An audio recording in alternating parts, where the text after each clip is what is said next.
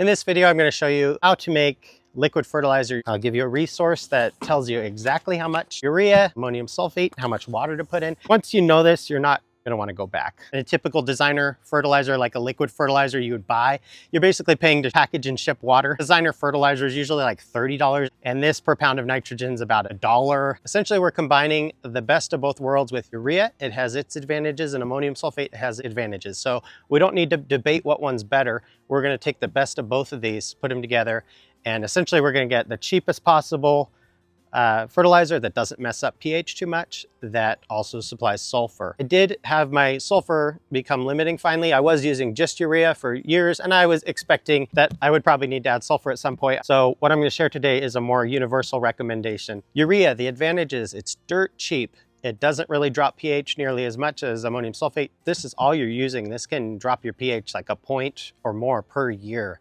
This can really get your pH down there. So if you're in like a desert area that tends to run higher for pH, you might want to exclusively do ammonium sulfate. It's really not very expensive anyway, but compared to urea, it is usually double the cost or more. Get yourself a square bucket. This I got from a restaurant supply in my area. It's important that it's square, so when you use this, you can go as fast as you want. It's not going to ride up the side because the square shape, puts a lot of turbulence in there, and it just doesn't want to go up like a round bucket would. I would start by deciding what nitrogen rate I want. This is going to be on seed-boss.com. There will just be like a blog post or something. You'll be able to screenshot it, print it off, say what nitrogen rate you want. It'll tell you how much urea, how much ammonium sulfate, how much water. I will just go with half a pound of nitrogen. I'm going to start with the urea. This is 2,300 square feet, half a pound, so 1.01 pounds of urea. So that's going to be 2.3 pounds basically.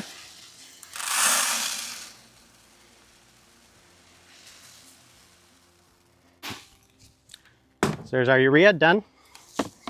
That didn't take long, right? So ammonium sulfate, 2,300 square feet, so times 2.3, so 0.4 pounds of this for my lawn size. Hardly any of this.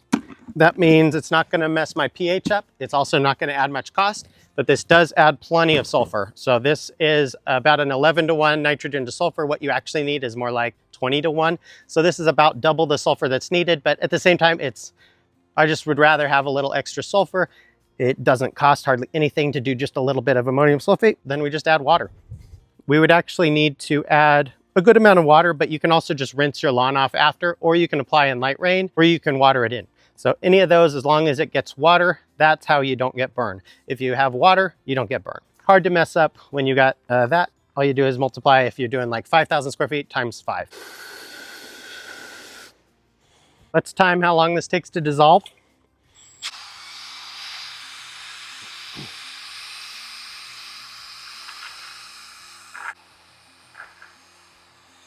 We're getting close.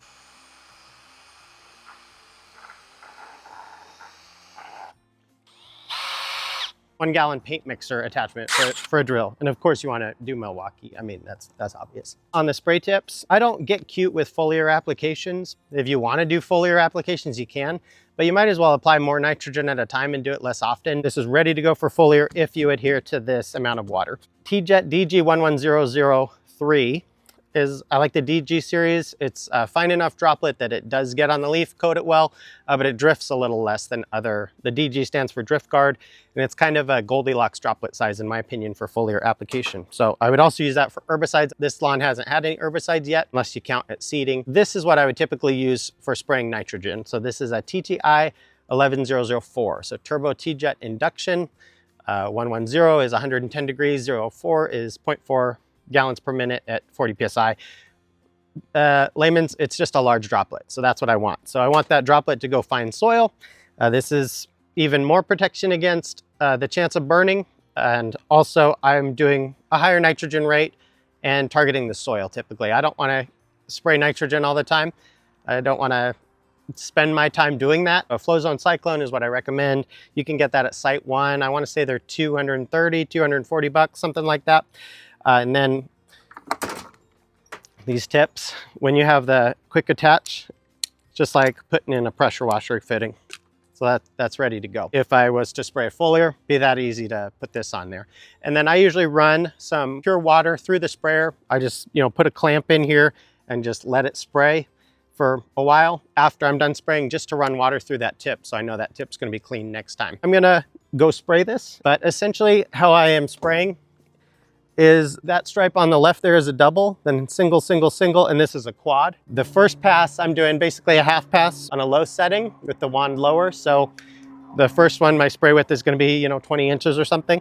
Then I'm gonna hold my wand at a more normal height, and then I'm gonna put the wand right in the middle where the mower wheels would be, like if you're using a normal mower. So I put it on that and hold it high enough that it's doing 2 widths. And then I'm gonna go over just 1 mower width and hold the wand right above the wheels on the next pass. And if you have property, don't mess around with spraying. You're gonna have to put too much water in this thing. You're gonna refill it a million times. You can just use a spreader. If you have a Scott spreader, throw that in the garbage and go buy a real spreader. This is a Solo test mount. It looks a little dumb. These get called a belly grinder, but they're real good quality. The gearbox on this thing is so smooth. The build quality is really nice, and they're like 80 bucks or something. It'll hold 20 pounds. So you can do a fairly good amount of property with that. If you have acreage, like 2, 3, 4 acres, you'll probably want wheels. These have more control. You can walk backwards, you can turn side to side, you can crank slow and walk fast. You can do, triangular shapes and stuff with this. You have a lot of control because the wheels and the width are totally independent. So that's why I like the belly grinder style. One thing you have to do, there's gonna be some impurities in this. So at the very end of the bucket, just don't pour that last little bit in. So pour kind of slow at the end because it's almost like sand at the bottom.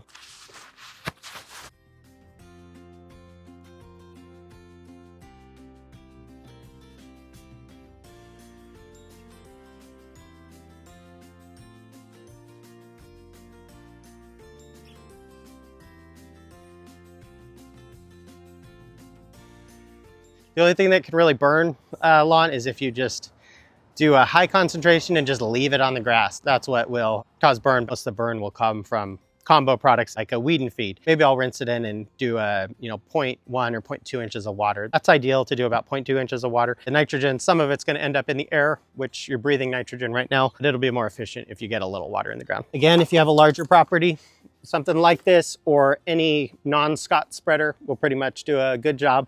And you can just throw the urea. Ideally, I would wait till it's kind of a rainy week, not downpour. You want just kind of light rain, just something that's not gonna move the prills around a bunch. You can totally do granular application, but I would recommend doing an application of ammonium sulfate every once in a while. The ratio I like, or what I'm gonna be doing, is 6:1 by weight. And it's about 93% of the nitrogens from the urea and only about 7% of the nitrogens from the ammonium sulfate. And again, that's giving us plenty of sulfur without costing much and also without dropping our pH much. So we got the best of both worlds. It's providing sulfur, but you don't need this much sulfur and you don't need the cost of this when you can do the vast majority of, 6:1.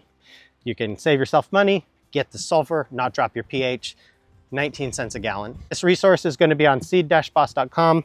Basically, it's just gonna look like this. It's just something I did in Excel real quick to get the carrier volume correct. So the gallons of water, better to do the correct carrier volume if you can, or just apply in light rain. So a lot of the season you can do that. During the summer, it doesn't rain much in my area, so I would generally just fertilize right before I'm gonna water. Share this if you want to save people money. This is the equivalent of maybe $2 per gallon if it was like concentrated. It's ready to spray. You have to add water to designer fertilizers anyway. You can add ferrous sulfate to this if you want to, but you're gonna stain your concrete a little bit. It's pretty toxic. I don't do ferrous sulfate, but you can.